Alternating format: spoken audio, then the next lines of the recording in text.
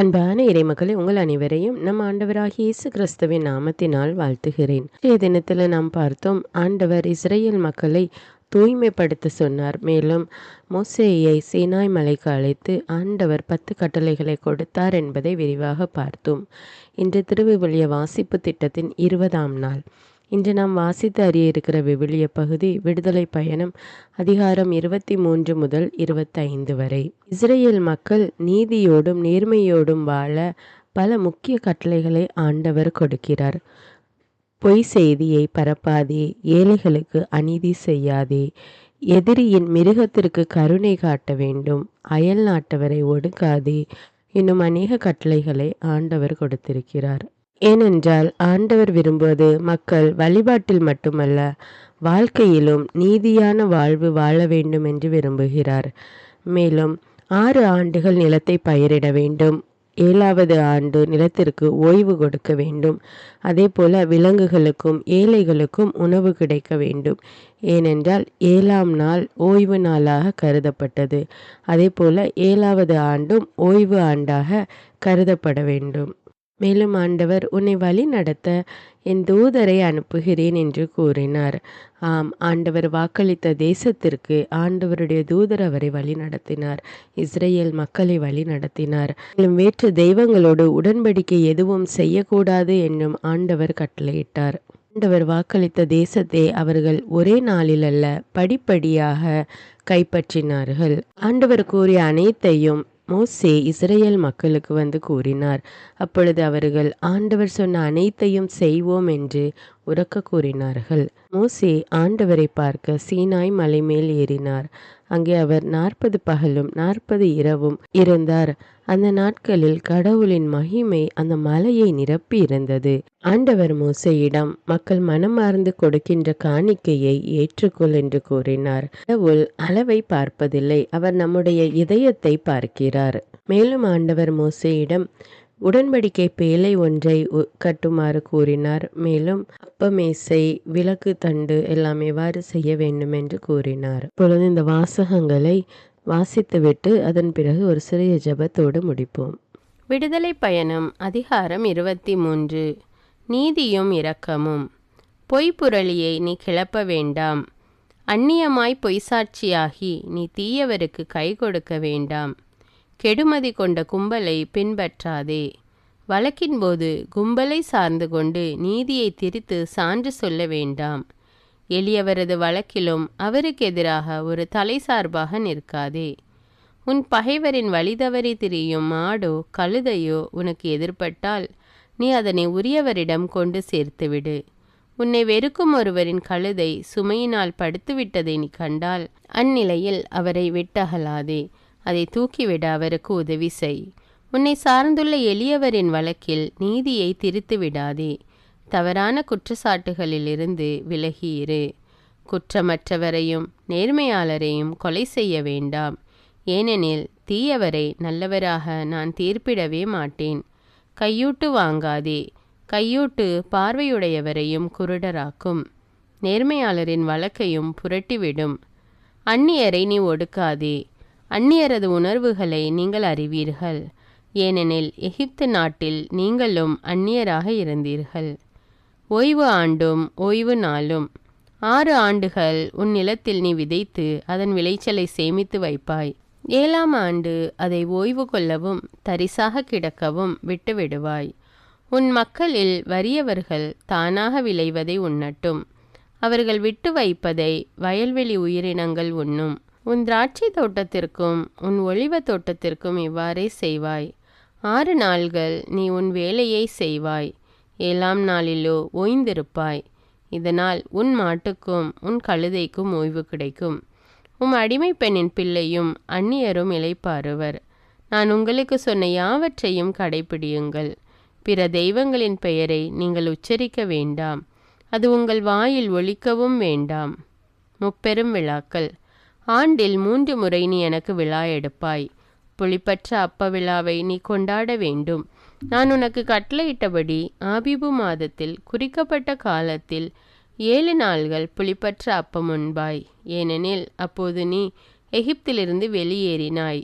எவரும் வெறுங்கையராக என் திருமுன் வர வேண்டாம்.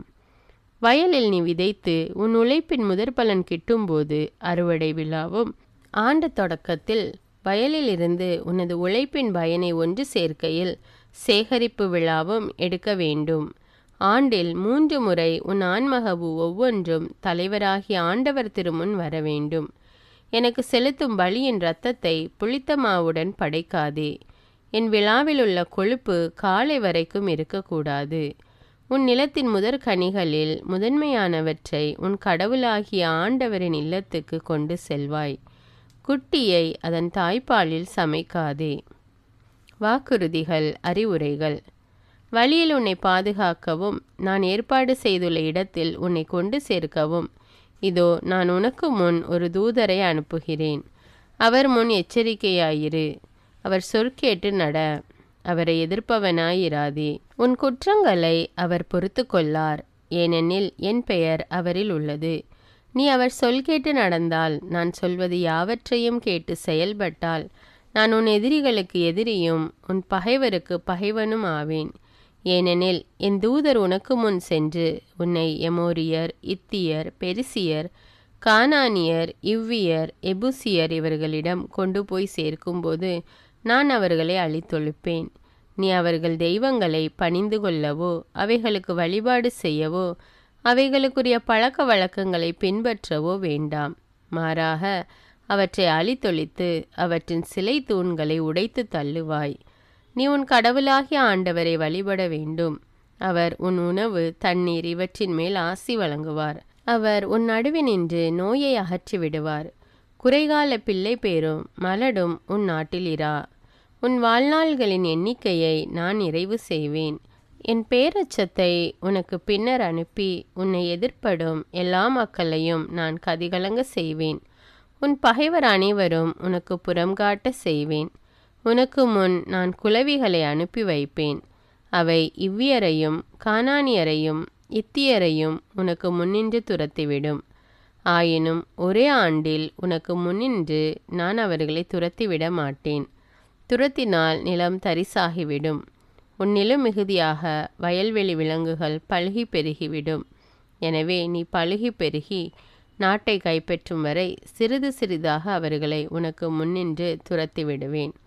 உன் எல்லைகள் செங்கடல் முதல் பெலிஸ்தியர் கடல் வரைக்கும், பாலை நிலம் முதல் யுப்ரத்தீசு நதி வரைக்கும் விரிந்து கிடக்க செய்வேன்.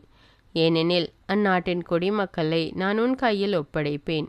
நீயும் அவர்களை உன் முன்னின்று துரத்தி விடுவாய். நீ அவர்களுடனோ அவர்களுடைய தெய்வங்களுடனோ எந்த உடன்படிக்கையும் செய்யாதே. அவர்கள் உன் நாட்டில் குடியிருக்க வேண்டாம். இல்லையெனில் நீ எனக்கு எதிராக பாவம் செய்ய அவர்கள் காரணமாவர். நீ அவர்கள் தெய்வங்களை வழிபடுவது உனக்கு கண்ணியாக அமையும். விடுதலை பயணம். அதிகாரம் 24.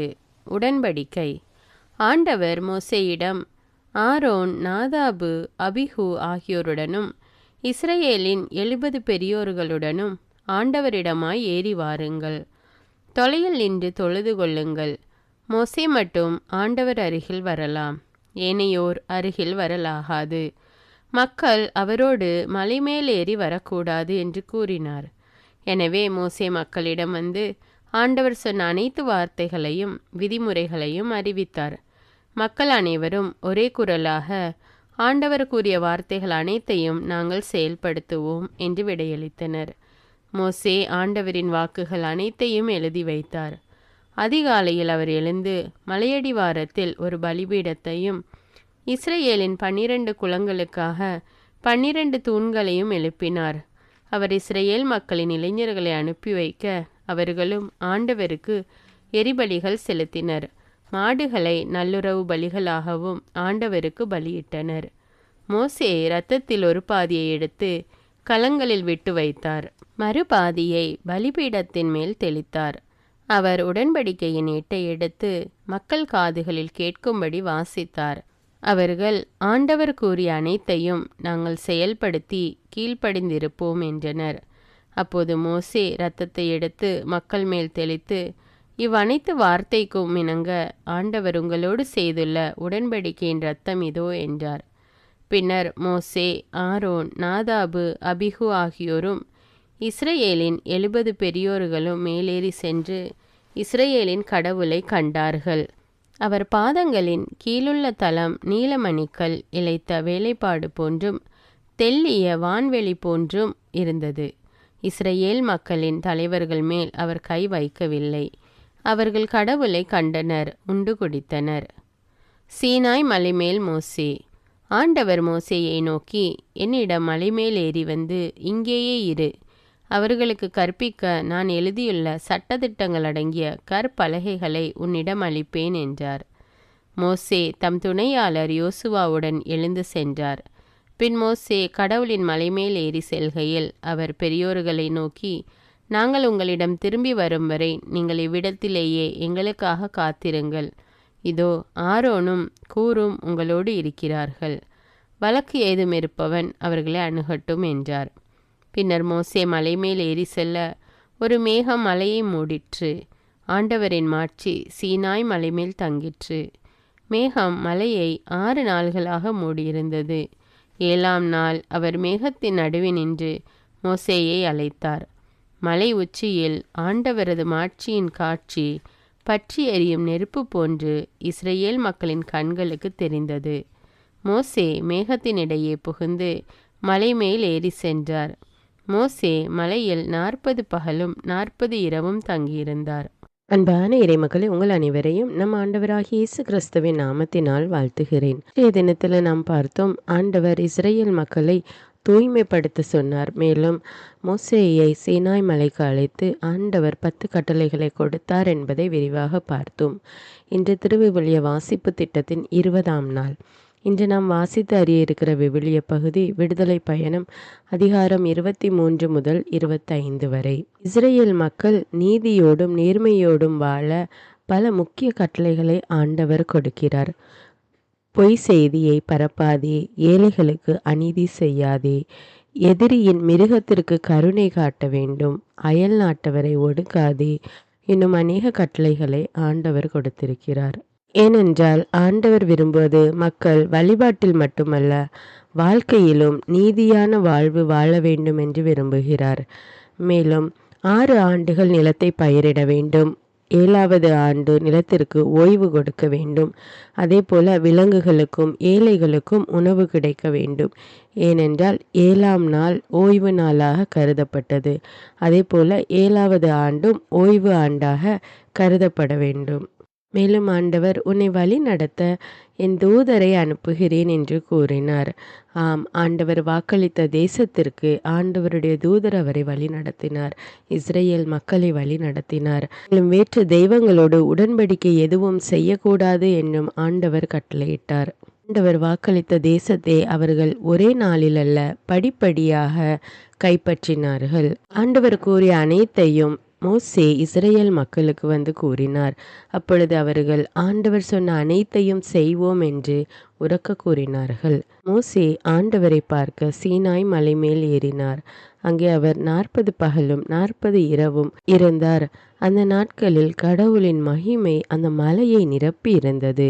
ஆண்டவர் மோசேயிடம், மக்கள் மனமார்ந்து கொடுக்கின்ற காணிக்கையை ஏற்றுக்கொள் என்று கூறினார். கடவுள் அளவை பார்ப்பதில்லை, அவர் நம்முடைய இதயத்தை பார்க்கிறார்.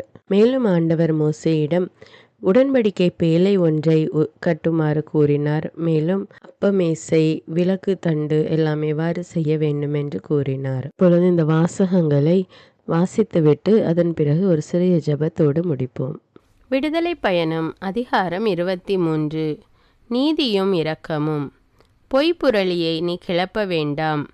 அந்நியமாய் பொய்சாட்சியாகி நீ தீயவருக்கு கை கொடுக்க வேண்டாம். கெடுமதி கொண்ட கும்பலை பின்பற்றாதே. வழக்கின் போது கும்பலை சார்ந்து கொண்டு நீதியை திரித்து சான்று சொல்ல வேண்டாம்.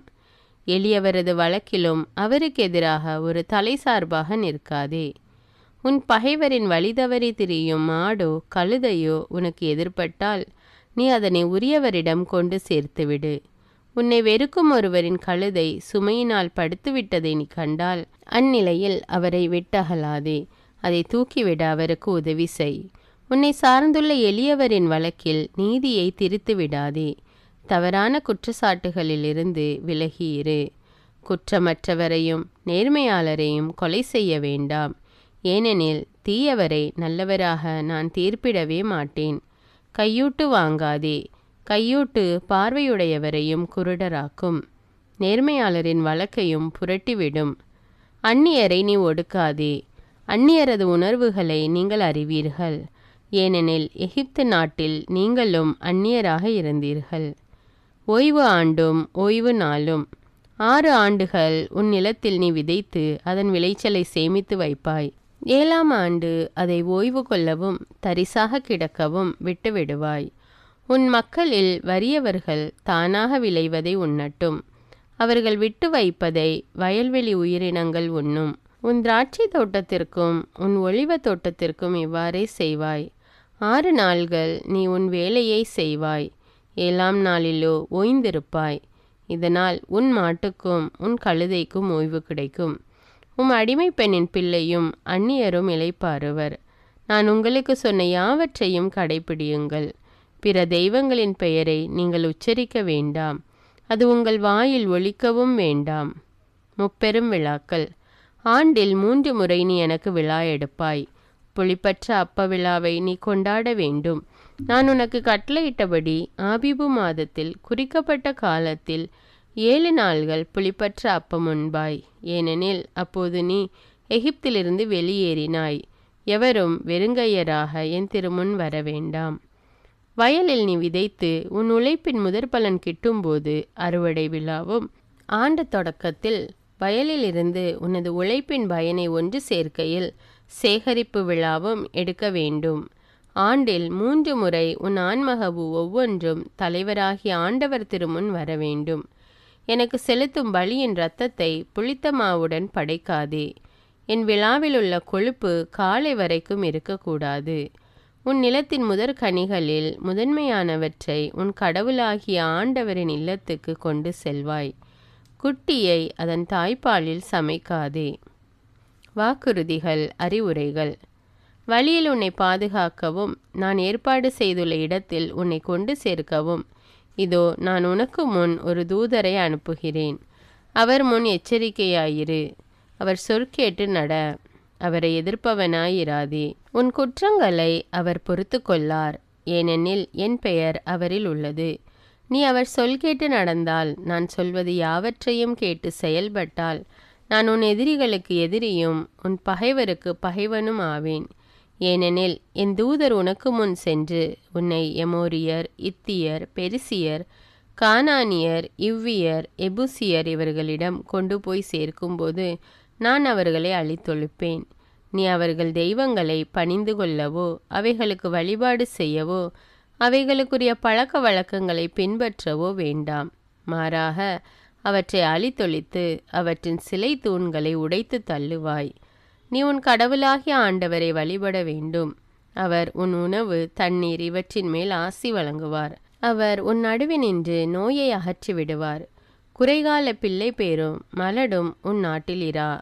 உன் வாழ்நாள்களின் எண்ணிக்கையை நான் நிறைவு செய்வேன். என் பேரச்சத்தை உனக்கு பின்னர் அனுப்பி உன்னை எதிர்ப்படும் எல்லா மக்களையும் நான் கதிகலங்க செய்வேன். உன் பகைவர் அனைவரும் உனக்கு புறம் காட்ட செய்வேன். உனக்கு முன் நான் குளவிகளை அனுப்பி வைப்பேன். அவை இவ்வியரையும் கானானியரையும் இத்தியரையும் உனக்கு முன்னின்று துரத்திவிடும்.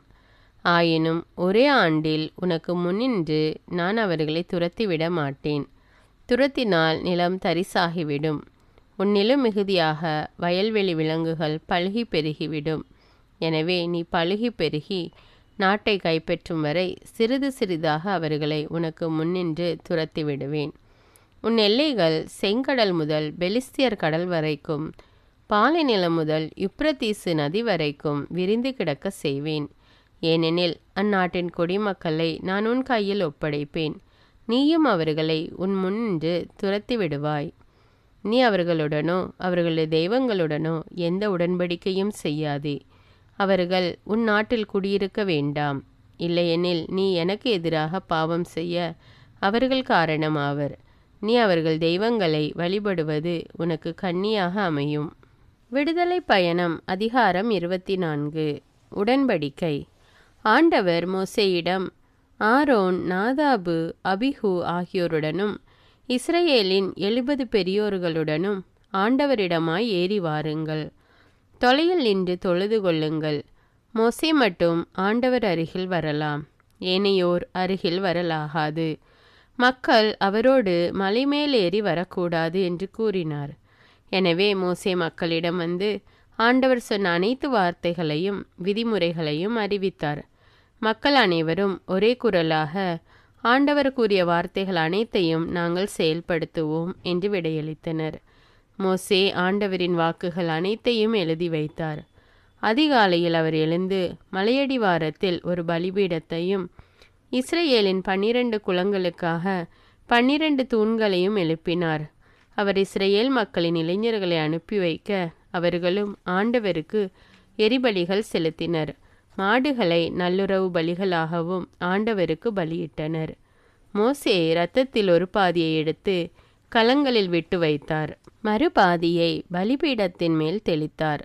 அவர் உடன்படிக்கையின் ஏட்டை எடுத்து மக்கள் காதுகளில் கேட்கும்படி வாசித்தார். அவர்கள் ஆண்டவர் கூறிய அனைத்தையும் நாங்கள் செயல்படுத்தி கீழ்ப்படிந்திருப்போம் என்றனர். அப்போது மோசே இரத்தத்தை எடுத்து மக்கள் மேல் தெளித்து, இவ்வனைத்து வார்த்தைக்கும் இணங்க ஆண்டவர் உங்களோடு செய்துள்ள உடன்படிக்கையின் இரத்தம் இதோ என்றார். பின்னர் மோசே, ஆரோன், நாதாபு, அபிகு ஆகியோரும் இஸ்ரவேலின் 70 பெரியோர்களும் மேலேறி சென்று இஸ்ரவேலின் கடவுளை கண்டார்கள். அவர் பாதங்களின் கீழுள்ள தலம் நீலமணிக்கல் இழைத்த வேலைப்பாடு போன்றும் தெள்ளிய வான்வெளி போன்றும் இருந்தது. இஸ்ரவேல் மக்களின் தலைவர்கள் மேல் அவர் கை வைக்கவில்லை. அவர்கள் கடவுளை கண்டனர், உண்டு குடித்தனர். சீனாய் மலைமேல் மோசே. ஆண்டவர் மோசேயை நோக்கி, என்னிடம் மலைமேல் ஏறி வந்து இங்கேயே இரு. அவர்களுக்கு கற்பிக்க நான் எழுதியுள்ள சட்டதிட்டங்கள் அடங்கிய கற்பலகைகளை உன்னிடம் அளிப்பேன் என்றார். மோசே தம் துணையாளர் யோசுவாவுடன் எழுந்து சென்றார். பின் மோசே கடவுளின் மலைமேல் ஏறி செல்கையில் அவர் பெரியோர்களை நோக்கி, நாங்கள் உங்களிடம் திரும்பி வரும் வரை நீங்கள் இவ்விடத்திலேயே எங்களுக்காக காத்திருங்கள். இதோ ஆரோனும் கூரும் உங்களோடு இருக்கிறார்கள். வழக்கு ஏதும் இருப்பவன் அவர்களை அணுகட்டும் என்றார். பின்னர் மோசே மலைமேல் ஏறி செல்ல ஒரு மேகம் மலையை மூடிற்று. ஆண்டவரின் மாட்சி சீனாய் மலைமேல் தங்கிற்று. மேகம் மலையை 6 நாள்களாக மூடியிருந்தது. 7ஆம் நாள் அவர் மேகத்தின் நடுவே நின்று மோசேயை அழைத்தார். மலை உச்சியில் ஆண்டவரது மாட்சியின் காட்சி பற்றி எரியும் நெருப்பு போன்று இஸ்ரவேல் மக்களின் கண்களுக்கு தெரிந்தது. மோசே மேகத்தினிடையே புகுந்து மலை மேல் ஏறி சென்றார். மோசே மலையில் 40 பகலும் 40 இரவும் தங்கியிருந்தார். அன்பும் கருணையும் நிறைந்த எங்கள் விண்ணக தந்தையே, உம்மை போற்றி புகழ்ந்து ஆராதிக்கிறோம். இந்த காலை நேரத்திலே இறைவார்த்தை வாசித்து தியானிக்க நீர் எங்களுக்கு கொடுத்திருக்கிற வாய்ப்புக்காக நன்றி ராஜா. இந்த நாளும் கூட உம்முடைய இறை வார்த்தை எங்களுக்கு கற்றுக் கொடுக்கின்ற வழியில் நாங்கள் நடக்க எங்களுக்கு உதவி செய்யும் அப்பா. இறை வார்த்தை வெறுமனே வாசிக்கிறவர்களாக இருந்து விடாமல் அதை எங்களுடைய வாழ்வாக்கி அதன்படி வாழ எங்களுக்கு உதவி செய்யும் அப்பா. எங்களை வழி நடத்தும் தேவனே. இஸ்ரேல் மக்களுக்கு எப்படிப்பட்ட வாழ்க்கை வாழ வேண்டும் என்று அவர்களுக்கு பல கட்டளைகளை கொடுத்து கற்றுக் கொடுத்த தேவன் ராஜா, எங்களுடைய வாழ்விலும் எங்களை வழி நடத்தும், எங்களுக்கு கற்றுத்தாரும் அப்பா. உம்மை புரிந்து கொள்ள உம்முடைய இறை வார்த்தை கைக்கொள்ள எங்களுக்கு உதவி செய்யும் தேவனே. உம்முடைய ஞானத்தினால் வல்லமையினால் எங்களை நிரப்பும் அப்பா. தொடர்ந்து எந்த ஒரு தடையும் இல்லாமல் நாங்கள் இறை வார்த்தை வாசிக்க அதை தியானிக்க எங்களுக்கு உதவி செய்யும் அப்பா. எல்லா துதிகான மகிமை உமக்கே செலுத்துகிறேன். இயேசுவின் இன்ப நாமத்தில் ஜெபிக்கிறேன். ஆமேன். அன்பான இறை மக்களை, இன்றைய இறைவார்த்தை நீங்கள் வாசித்து விட்டீர்களா என்பதை எனக்கு கமெண்ட்ஸில் தெரியப்படுத்துங்கள். மேலும் இந்த வீடியோவை மற்றவர்களோடு ஷேர் செய்து அவர்களும் இறைவார்த்தை வாசிக்க உதவி செய்யுங்கள்.